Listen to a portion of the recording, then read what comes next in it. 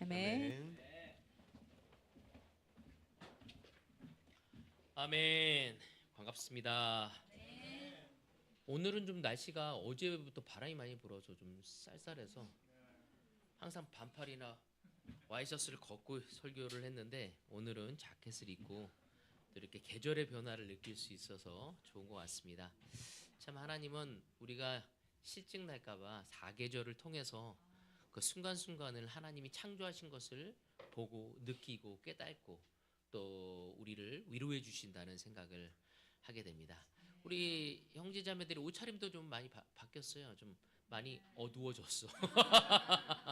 좀 진한 색들을 많이 하는 것 같습니다.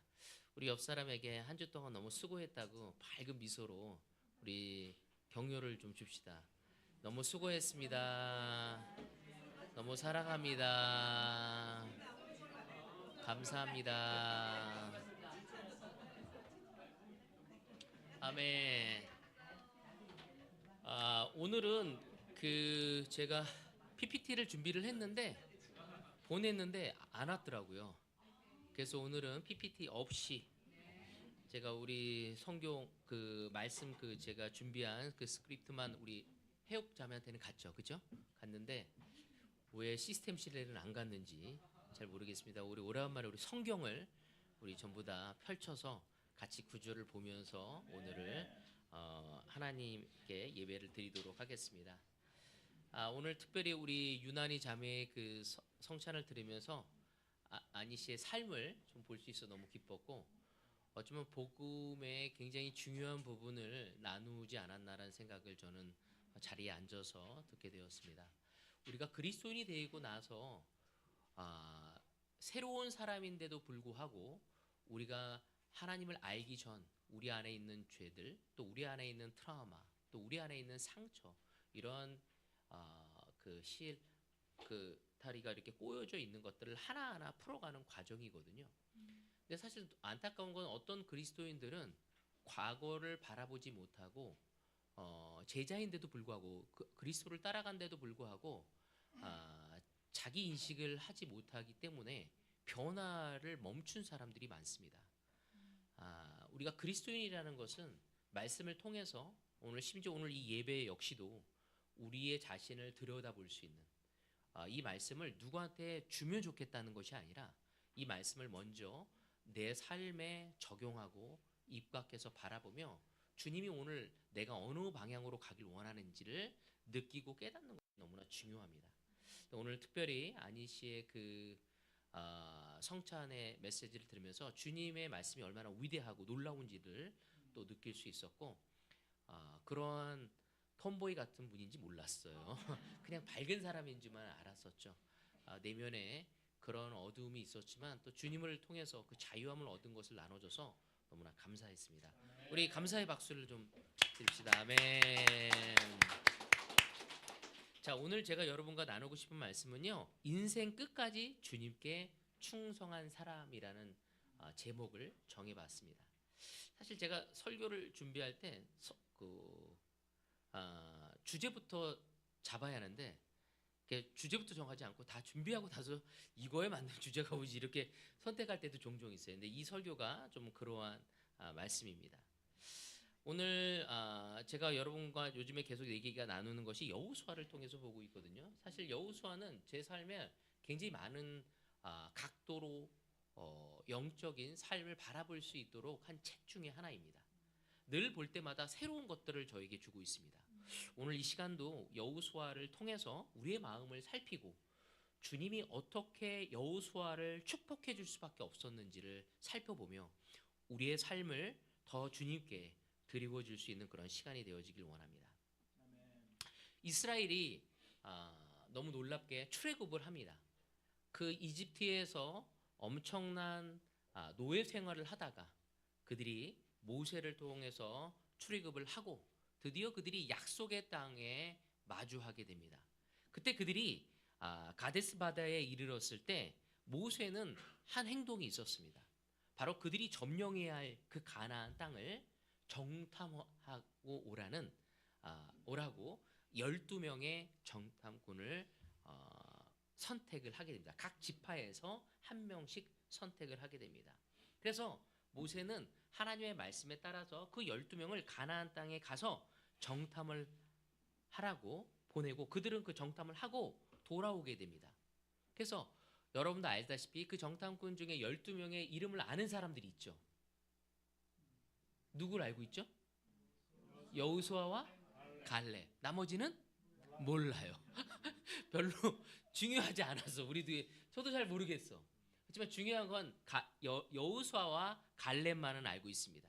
그래서 그 갈렙과 여호수아와 더불어 그 10명이 함께 그 가나안 땅에 가서 그 땅에 살고 있는 거주민들을 살피게 됩니다. 그 안에 그 거주민들은 굉장히 강하고 그들이 세운 그 성읍들은 아주 견고했다고 이야기를 합니다. 우리 함께 민수기 13장 같이 보도록 하겠습니다. 민수기 13장. 여기만 보다가 갑자기 찾아야 하니까 어색할 수도 있겠죠? 자, 민수기 13장 28절 제가 읽도록 하겠습니다. 그렇지만 그 땅에 살고 있는 백성은 강하고 성읍들은 견고한 요새처럼 되어 있고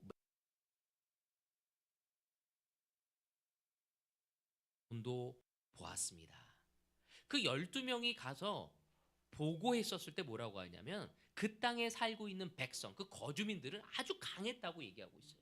그리고 성읍들은 견고하고 요새처럼 되었고 매우 컸다고. 심지어 거기는 거인 아낙 자손도 살고 있었다고 얘기하고 있습니다. 그래서 그들이 그 좋은 땅이었는데도 불구하고 거기에 있는 수많은 강함과 견고함을 바라보면서 그들이 들어가야 할 땅에 대한 두려움과 불안함을 갖게 되어집니다. 민수기 13장 33절에 보면 또 이렇게 쓰여져 있습니다. 거기에서 우리는 네피림 자손을 보았다. 아낙 자손은 네피림의 한 분파다. 우리는 스스로가 보기에도 메뚜기 같았지만 그들의 눈에도 그렇게 보였을 것이다. 그들은 그 안에 살고 있는 거주민들과 성읍들과 그 민족들을 보면서 그들이 얼마나 강하고 자신들을 그들과 비교해 보았었을 때 어땠다고요? 메뚜기 같았다고 느꼈습니다. 여러분 혹시 여러분의 인생을 살아보면서 하나님이 여러분의 허락하신 그 인생을 바라보면서 너무나 화려하고 아름답지만 거기에 비춰 나를 보았었을 때 내가 메뚜기 같다고 느낀 적은 없습니까? 내가 성공해야 하고 내가 번영을 가져가야 하고 내가 기쁨을 가져가기 위해 그것을 쟁취하기 위해선 내가 너무나 힘이 없고 나약하고 초라하다고 느끼지는 않습니까? 바로 이스라엘 민족도 하나님이 허락한 놀라운 삶에서 장애물을 보기 시작한 겁니다. 근데 그들의 보고는 아주 명확하고 사실적이고 정확한 보고였다는 거였어요. 거짓 보고가 아니었어. 그 땅에 있는 사람들은 정말 강한 사람들이었다는 겁니다. 그러니까 아주 명확한 분석을 가지고 온 거였어요. 그럼 문제가 무엇이었는지 민수기 14장 7절에서 8절을 같이 보도록 하겠습니다. 12명이 가서 거기를 정탐하고 왔었을 때 아주 명확한 사실적인 것을 근거로 해서 보고를 했지만 그 10명과 2명에는 차이가 있었습니다. 14장 7절에서 8절 이스라엘 자손 온 회중에게 말하였다. 우리가 탐지하고 두루 다녀본 그 땅은 매우 좋은 땅입니다. 주님께서 우리를 사랑하신다면 그 땅으로 우리를 인도하실 것입니다. 젖과 꿀이 흐르는 그 땅을 우리에게 주실 것입니다. 여호수아 갈렙은 그 가나안 땅을 뭐라고 표현하고 있죠? 맞아요. 젖과 꿀이 흐르는 좋은 매우 좋은 땅이라고 얘기하고 있습니다. 여기서 매우 좋은이란 의미가 뭐냐면 아주 풍부하다는 거예요. 또 그리고 아주 잘 될 수 있는 그리고 우리가 편하게 살 수 있는 땅이었다는 것을 의미를 가지고 있습니다. 하지만 그 가나안 땅은 아주 좋다고 말할 수 있는 땅은 사실은 아니었어요. 그들이 자세히 내용을 들여다보면요, 그 가나안 땅은 어떤 지역이 많죠? 맞죠? 산악지대가 굉장히 많았습니다. 사실 그 이스라엘 민족이 애굽에 살 때, 이집트에 살 때 어디에 살았다고요? 예? 유목민이었지만 그 노예로 살았었을 때, 가나안 땅에선 그 광야에서는 그 거기였지만 거기가 고센 지역이라고 하거든요. 거기는 나일강의 그 범람에서 아주 비옥한 땅이었습니다. 사실은 저와 제 아내가 그 땅을 가봤거든요. 지금도 비옥해요. 거긴 비가 오지가 않습니다. 그런데도 불구하고 농사 짓기 아주 좋은 땅이에요. 지금까지도. 그러니까 그 당시에 그들이 그 나일강 주변에서 노예생활 하면서 살았지만 그 땅은 너무 좋은 땅이었어. 그러니까 비교해 봤을 때 어떻겠어요? 사실은 그렇게 좋은 땅이 아니었습니다.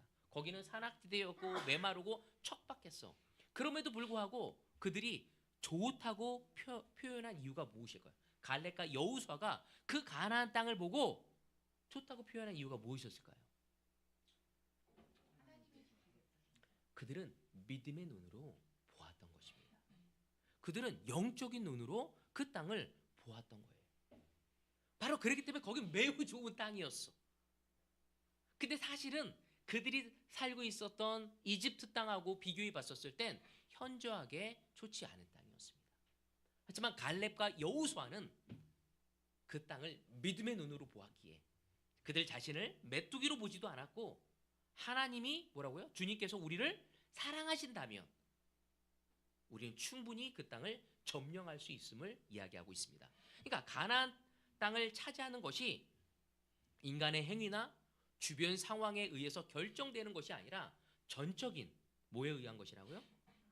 하나님의 은혜에 의한 것이랍니다.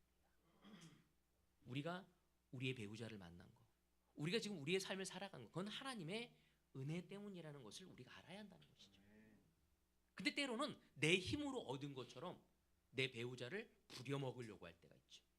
판단할 때가 하려고 있죠. 그리고 약점을 보려고 할 때가 있습니다. 그때는 우리가 우리 배우자에 대해 은혜를 느끼기보다는 뭘 느끼죠? 골칫덩어리로 보기 시작할 때가 있다는 것입니다.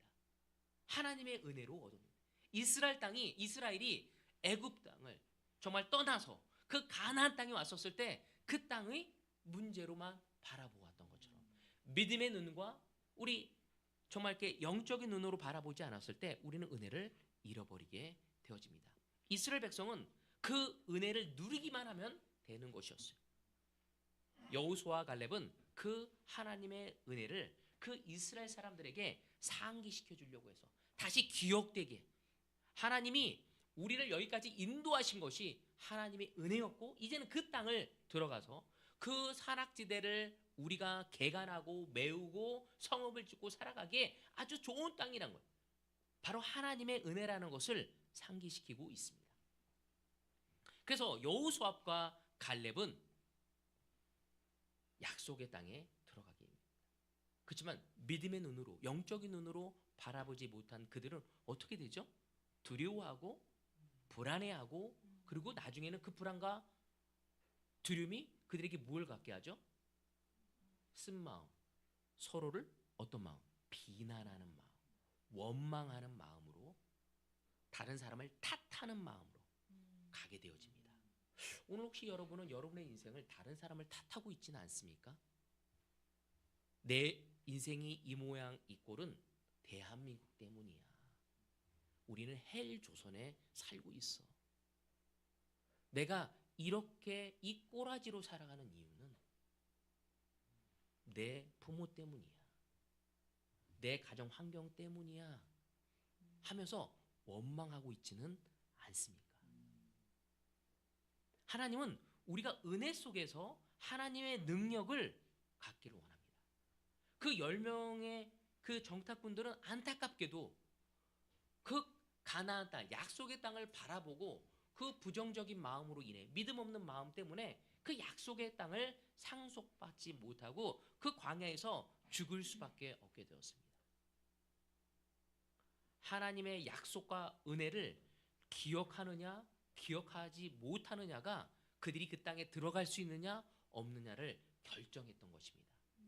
오늘 하나님이 우리의 삶을 풍성하게 아주 열매를 많이 아름답게 행복하게 만들기 위한 그 땅은 우리가 하나님의 약속과 은혜를 기억하고 우리의 인생을 살아가느냐 아느냐에 따라 달려 있다는 것입니다. 제가 최근에 어떠한 글을 보았습니다. 그게 뭐냐면 스티븐 잡스가 죽기 전에 10가지 깨달은 것. 그걸 제가 보고 그걸 막 적었어요. 그걸 보면서 내 삶에 다 있는 것을 스티브 잡스는 깨달지 못했던 거야. 나중에 제가 그 10항목을 가지고 여러분과 나누려고 이제 준비하고 있습니다. 너무 안타까운 거. 그렇게 많은 재산과 너무나 영향력이 있었던 사람이 왜 이 10가지를 깨달지 못했을까? 그 중에 하나가 뭐였냐면 저에게 가져있어요. 내가 아무리 돈이 많아도 내가 나의 차를 운전할 수 있는 운전사를 기용할 수 있지만 내 아픔을, 내 육체적인 고통을 대신할 수 있는 사람을 찾을 수 없었다. 근데 왜 그걸 그때 깨달았지? 그는 돈이면 다 될 줄 알았어. 오늘 여러분은 혹시 여러분의 인생을 무엇에 더 중점으로 두고 살아가고 있습니까? 세상은 하나님의 약속과 은혜의 시선으로 보면 매우 좋게 볼 수 있어요. 이러한 거를 발표한 학자도 있잖아요. 그게 누구죠? 닥터 프랭클이라는 사람은 바로 그 감옥에 있으면서도 그 안에서 삶의 희망을 가져가는 사람과 같지 않은 사람의 삶에 얼마나 큰 변화를 가져갈 수 있는지를 이야기했거든요. 삶의 조건은 환경이 아니라 무엇에 의해 결정되어진다고요? 바로 우리가 가지고 있는 마음. 오늘 시간 하나님은 우리에게 약속을 주셨고 은혜를 허락하셨습니다. 하지만 눈앞에 있는 현실만 보면 두렵고 떨릴 수밖에 없습니다. 그 10명의 정탐꾼들이 그 약속의 땅을 보고 두려워했던 것처럼. 그래서 우리가 두려워하면 잠도 못 잡니다. 사실 별거 아닌데. 그래서 우리 대학 준비를 하는 우리 수능 보는 사람은 늘 수능 시험에 내가 갑자기 배가 아파서 시험을 못 보고 빨리 나가야 하는 거 아닌가? 우리 아들이 늘 그런 걱정을 많이 했어. 저를 닮아서 장이 안 좋아가지고 시험 보러 가는 중에 배가 아파서 늦게 들어가는 거 아닌가? 그래서 기도하고 아들하고 할 수 있는 건 뭐냐면 늘 기도하는 것밖에 없었어. 야, 기도하자. 정말 하나님이 기적을 행하셔서 배도 안 아팠고 최고의 컨디션으로 시험을 볼 수 있었습니다. 그리고 또 최고의 결과를 가져갈 수도 있었어요. 여러분, 우리가 일어나지도 않을 일을 다른 사람의 실수와 사고로 준비한다는 이유로 두려움에 엄청 젖어서 살아가는 사람들이 너무 많다는 거죠. 그래서 인생을 즐길 수가 없어. 자기의 삶을 불안에 떨게 만드는 것입니다. 여러분, 우리가 눈앞에 있는 현실과 환경과 조건만 바라본다면 우리는 결코 우리에게 맡겨진 사역을 할 수 없습니다. 부담스럽습니다. 이제 시간이 가면서 나이가 들었잖아요. 우리가 제가 10대 때 세례를 받았거든요. 지금 50대야. 그러다 보니까 좀 많이 걸어도 다리가 아파. 허리가 아파. 어제도 이제 좀 근육을 키우려고 운동을 했더니 오늘 아침에 여지없이 다리가 쑤시고 아프더라고요. 무릎도 아프고. 그래서 내가 그걸 보면서 야, 고작 요거 했다고 내가 이 모양인가? 그래서 무엇인가를 더 하고 다른 사람에게 더 엑스트라로 내 마음을 주고 내 시간을 주고 내 육체적인 헌신을 하는 것이 때로는 두려움이 올 때가 너무 많다는 거죠. 하지만 하나님은 우리가 두려움보다는 준비해서 우리가 할 수 있는 만큼 믿음으로 행하기를 원하고 있습니다. 여러분, 믿음의 눈으로 여러분의 형제 자매들을 바라보지 않는다면 우리가 어떨까요? 작은 교회일수록 참 좋은 건 뭐냐면 너무 잘 알 수 있다는 거예요. 근데 참 안 좋은 건 너무 잘 알기 때문에 어떻게 돼요? 판단하게 돼요. 그의 약점이 그 사람에 대한 부정적인 생각으로 가져가게 되어집니다. 오늘 여러분은 여러분의 자녀들에 대해서 어떻게 바라보고 있습니까? 하나님이 역사할 수 있는 그러한 피조물로 보고 있습니까? 아니면 잘낼 놈은 떡잎부터 보면 안다고. 얜 갔어 벌써. 하고 포기하고 있지는 않습니까? 여러분의 배우자를 어떠한 눈으로 바라보고 있습니까? 여러분의 형제 자매를 어떠한 눈으로 바라보고 있습니까? 정말 바라보면서 너무 아름답다, 너무 놀랍다, 정말 이 사람을 통해, 이 형제를 통해, 이 자매를 통해, 내 남편을 통해, 내 아내를 통해 내 자녀와 내 부모와 내 주변 이웃들과 이 대구 땅의 대한민국에 놀라운 하나님의 놀라운 역사를 이룰 거라고 믿음의 눈으로 바라보며 그를 자랑스러워하고 있습니까? 아멘 하고 대답이 안 나와요. 왜요? 아멘. 여러분, 우리가 그러한 눈으로 서로를 바라봐야 합니다. 하나님이 오늘 아니 씨가 얘기했어요. 우리를 바라볼 때 나는 너무 나서고 선모습과 같은 느낌이 있었지만 하나님은 나를 아름다운 사랑하는 여인으로 바라본다. 여러분, 우리가 하나님의 눈으로 우리를 바라보고 하나님의 눈으로 서로를 바라보고 하나님의 눈으로 지금 이 환경을 바라보며 하나님이 우리를 어떻게 훈련해서 어떠한 고지에 우리를 올려놓을 것인지 우리는 생각해 볼 수 있어야 합니다. 바로 나의 영적인 상태가 하나님의 일을 가능하게도 하고 불가능하게 할 수 있다는 것을 우리는 이 여호수아서를 통해서 배울 수 있게 되어집니다. 바로 하나님이 하실 수 있다는 그 믿음과 은혜가 바로 하나님의 역사의 시작이 되어진다는 거죠. 하지만 10명의 정탐꾼은 눈에 보이는 문제가 너무 커 보여서 하나님의 약속과 은혜를 잃어버리고 그 대가는 너무 혹독했습니다. 그들은 40년 동안 광야에서 다시 돌아가서 생활하다가 어떻게 되죠? 맞아요. 죽었어요. 고난과 연단과 훈련, 바로 은혜와 하나님의 구원에 대한 은혜와 약속에 대한 은혜를 잃어버리면 우리는 고난과 연단과 훈련을 통해서 좀 고달프고 나중에는 그 결과까지도 아무것도 의미가 없는 삶으로 갈 수 있다는 것입니다. 반대로 하나님의 약속과 은혜를 기억한다면 여호수아와 갈렙처럼 우리는 40년이 지난 후에도 그 약속의 땅을 유업으로 받을 수 있다는 것입니다. 함께 여호수아 14장 같이 보도록 하겠습니다. 여호수아 14장 13절에서 15절. 제가 구절을 얘기하고 여러분이 고개를 숙이는 모습이 참 아름다워 보이네요. 제가 구절하면 다 여기를 봤는데 이제는 저기를 봐서 좋습니다. 13절에 15절. 여호수아가 여분네 아들 갈렙을 충복하고 헤브론 유산으로 그에게 주었다. 그래서 헤브론은 그닛 사람 여분네 아들 갈렙의 유산이 되어 오늘날까지 이른다. 그것은 그가 주 이스라엘 하나님을 충성스럽게 따랐기 때문이다. 헤브론의 옛 이름은 기랏 아르바였는데 아르바는 아낙 사람 가운데서 가장 위대한 인물이다. 드디어 그 땅에 평화가 깃들었다. 아멘. 갈렙은 땅이 분배되었었을 때 아무도 들어가고 싶지 않은 그 헤브론 지역을 자기의 유산으로 달라고 이야기합니다. 이 산간 지역을 나에게 주십시오. 그때 여호수아는 망설임 없이 축복하고 헤브론 땅을 갈렙에게 줍니다. 그는 정말 믿음으로 그 땅을 얻게 되어진 거죠. 그리고 땅의 분배가 끝났었을 때 여호수아가 땅의 분배를 마지막으로 자기가 또 받는 장면이 나옵니다. 갈렙도 바로 믿음을 지켰기 때문에, 믿음의 눈으로 바라봤기 때문에 그 85세 노인에도 그 가장 얻기 점령하기 어려운 그 헤브론 지역, 그 산악지대를 점령하게 됩니다. 그리고 그는 기뻐했습니다. 그리고 이제 다 땅을 분배하고 마지막 이제 여호수아가 자기의 땅을 분배받을 차례가 오게 된 겁니다. 19장 같이 보도록 하겠습니다. 19장 49절.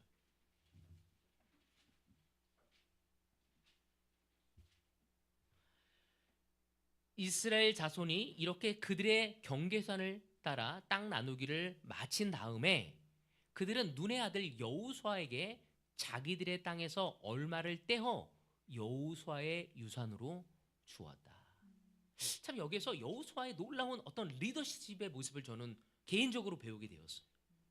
가나안 땅을 정복하고 분배 과정에서 거기에서 가장 그 땅을 점령하고 땅의 분배를 한 가장 중추적인 역할을 한 사람이 누굽니까? 1등 공신이 여호수아였어요.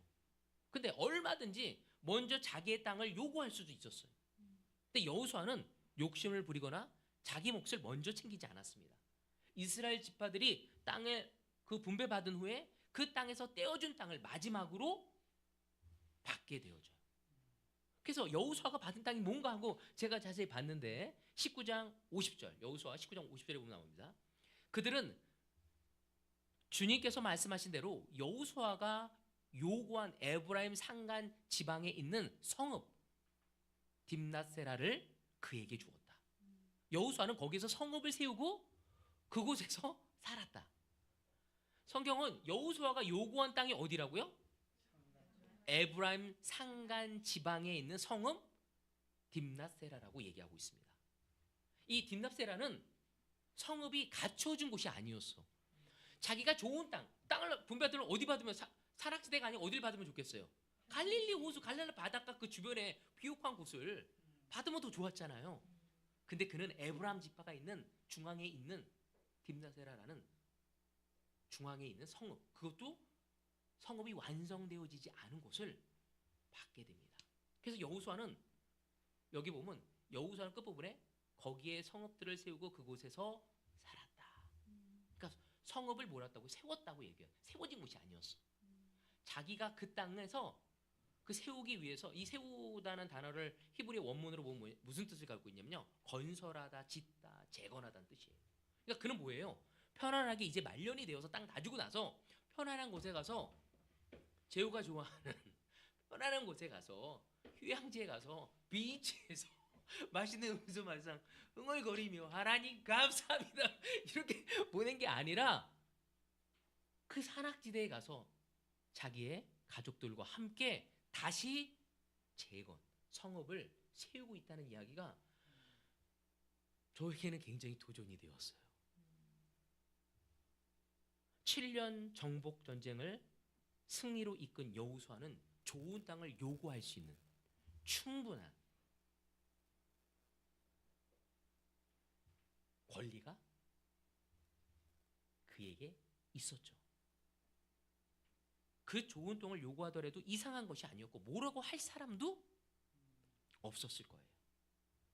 하지만 여호수아는 자신의 권리를 포기하고 다른 사람이 꺼리는 땅으로 들어가서 자기가 개간하고 개척하고 성읍을 이루고 살아갑니다.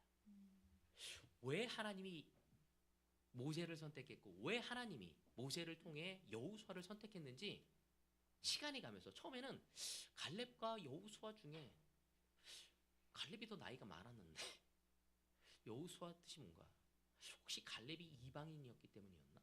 저에게 많은 갈렙인데 이 여호수아를 공부하면서 제가 더 강하게 확신이 느꼈어요. 그는 정말 하나님을 사랑하고 하나님 앞에 겸손하고자 하는 자였다. 백성들이 본받고 싶을 만한 리더십을, 아주 탁월한 리더십을 보여주었습니다. 여호수아의 이런 탁월한 리더십은 어디서 나오는 걸까요?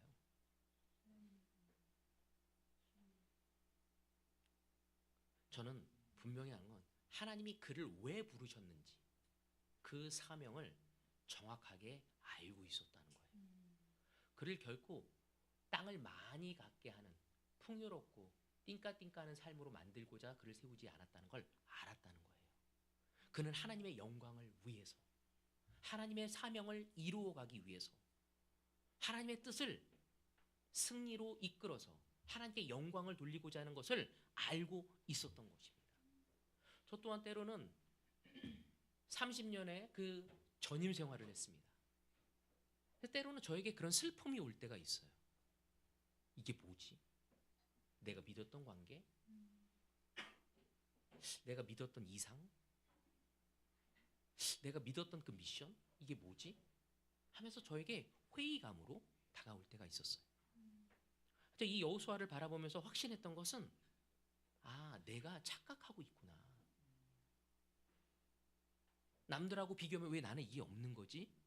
내가 주님을 열심히 섬겼는데 왜 이런 거지?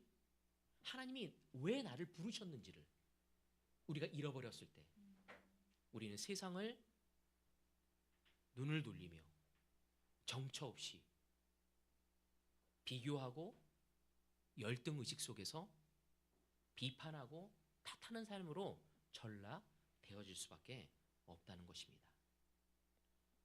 바로 하나님이 우리를 부르신 아주 명확하고 분명한 사명 의식이 없었을 때 우리는 이 길을 걸어갈 수 없다는 거죠. 우리는 이 여호수아서를 통해 이 여호수아를 통해서 배워야 합니다. 우리에게 주신 그 분명하고 명확한 사명이 무엇인지 그를 깨닫고 우리의 삶을 이루어 나갈 때 우리는 하나님의 열매를 이루어가며 하나님을 기쁘시게 하는 삶으로 살아가게 될 것입니다. 성경에는 아주 분명하고 명확한 사명 의식을 가진 사람이 또 있습니다. 그러면서 하나님께 영광을 이루는, 하나님의 일을 하면서 하나님께 영광을 이루는 사람이 여러 명이 있는데 많죠. 그 중에 한 사람을 저는 사도 바울이라고 생각이 되어져요.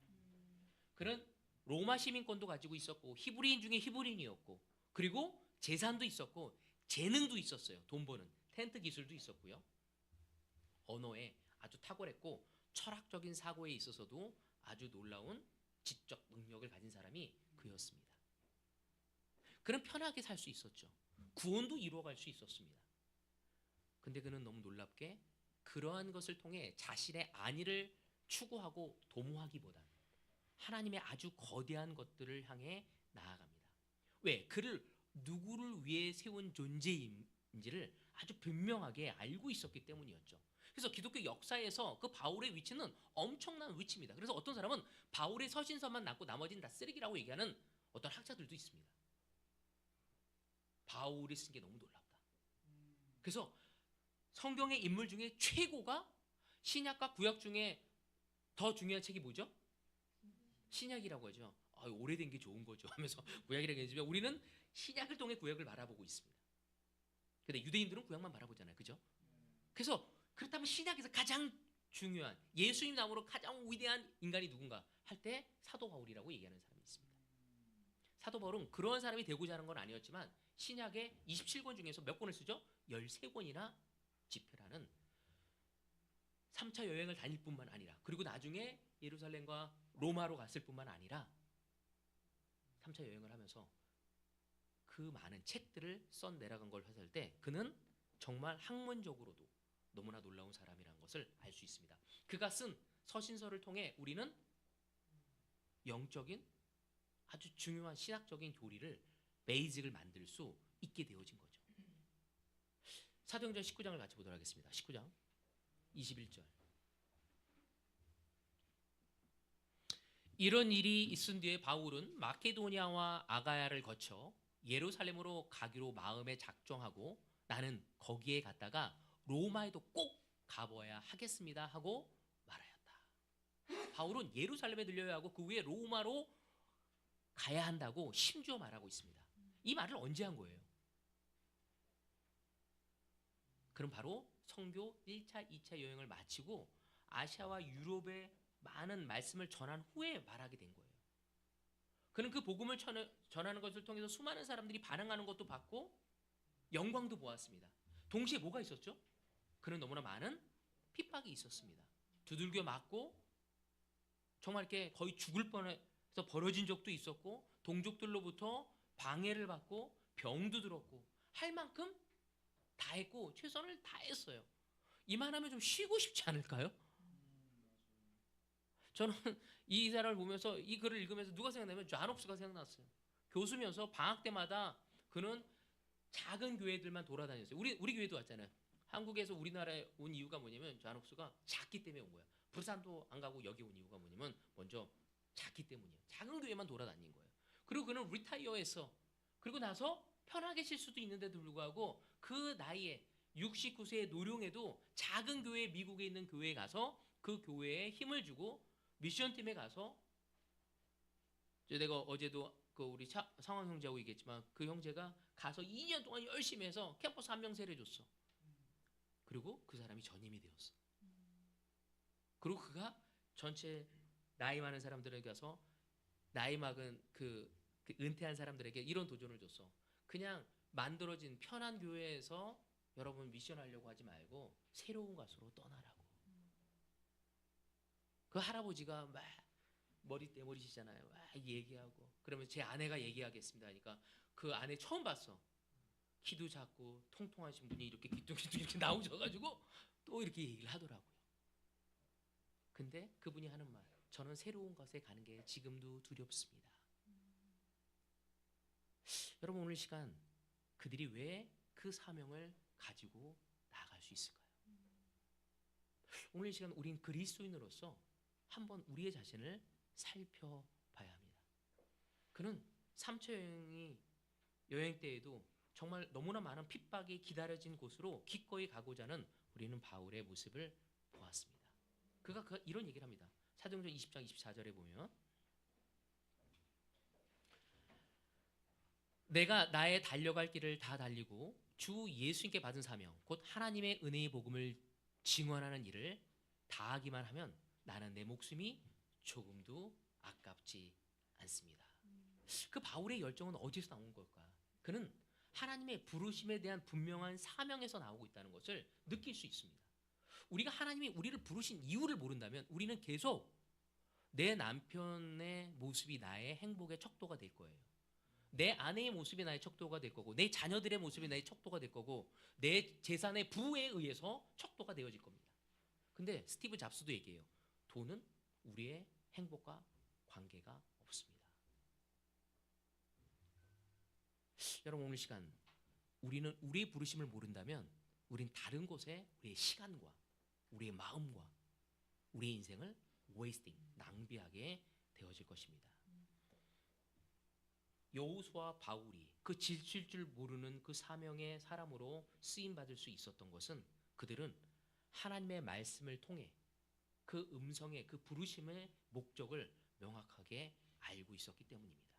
이사야서에도 이런 얘기를 하고 있습니다. 이사야서 62장 4절. 다시는 어느 누구도 너를 두고 버림받은 자라고 하지 않을 것이며 다시는 너의 땅을 일컬어 버림받은 아내라고 하지 않을 것이다. 오직 너를 하나님께서 좋아하시는 여인이라고 부르고 내 땅을 결혼한 여인이라고 부를 것이니 이는 주님께서 너를 좋아하시며 내 땅을 아내로 맞아주는 신랑과 같이 되실 것이기 때문이다. 아니시도 오늘 이 구절을 사용하면서 자신의 트라우마를 실 얼타리가 꼬여져 있는 것을 해결해 가고 있다고 얘기하고 있습니다. 우리의 부르심의 목적을 이해하지 못할 때 우리는 우리의 트라우마, 우리의 두려움, 우리의 문제를 해결해 낼 수 없는 것입니다. 그리스도인이라는 이름으로 살아간다는 것은 사명을 감당해야 한다는 것을 의미하는 것입니다.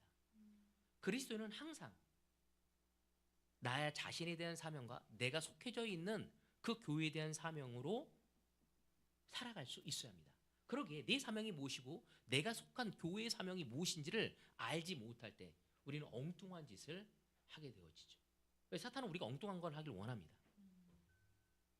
저는 이 레슨을 준비하면서 기억됐던 사람이 누구냐면 36년 전에 미션팀을 온 그 15명의 미션팀 그 멤버들입니다. 그들은 정말 젊었고요. 그리고 화려한 학력과 안정된 배경을 가진 사람들이었어요. 그럼에도 불구하고 그들은 그 성공을 포기하고 대한민국에 온 그 부르심에 그 선택받음에 감사하면서 그들이 열정적으로 복음을 증거했기에 지금 우리가 있을 수 있다고 저는 믿습니다. 그들이 하나님에 대한 믿음 그리고 그들이 복음에 대한 사명감 때문에 우리가 어려움 속에서도 지금 믿음을 지키고 갈 수 있는 그 기초를 만들 수 있었던 것입니다. 이제 우리가 그러한 존재가 되어야 합니다. 이 자리에 앉아있는 우리 성민 형제가 그렇게 되어야겠죠. 우성대만 되면 돼요.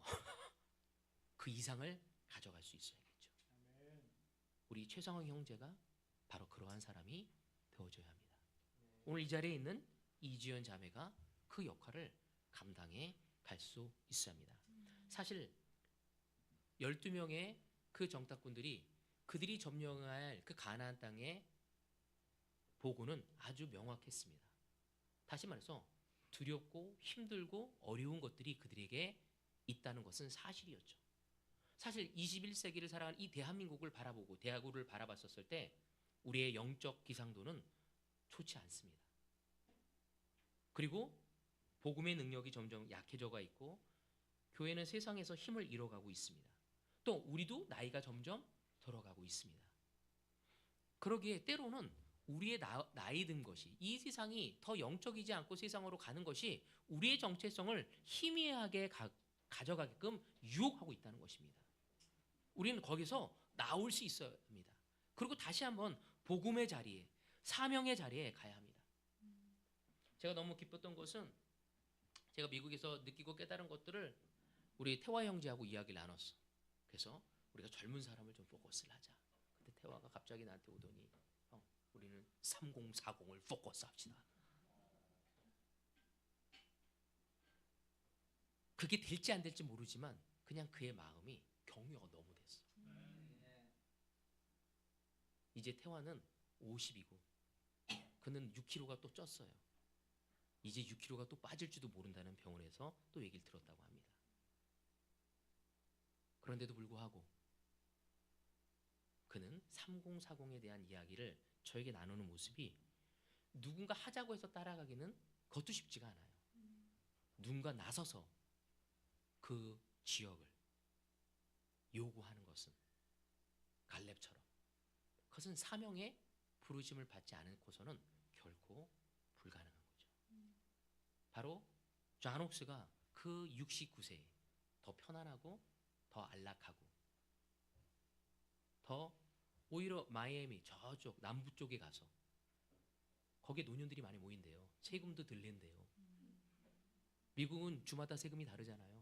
많이 모이는 이유가 세금도 덜 내고 날씨도 좋고 노인들의 천국이래요. 그렇지만 거기가 아닌 더 비싸고 더 어렵고 더 험한 곳에 가서 두려운 마음으로 복음을 전한 것은 그들은 복음을 전하는 사명으로 그가 부르심을 받았다는 것을 알고 있었기 때문입니다. 여러분, 우리 또한 그 부르심을 받았음을 기억합시다. 그리고 순종합시다. 인생 끝까지 주님을 따르는 여정, 저와 여러분이 되어지기를 바라면서 오늘 말씀을 마치도록 하겠습니다.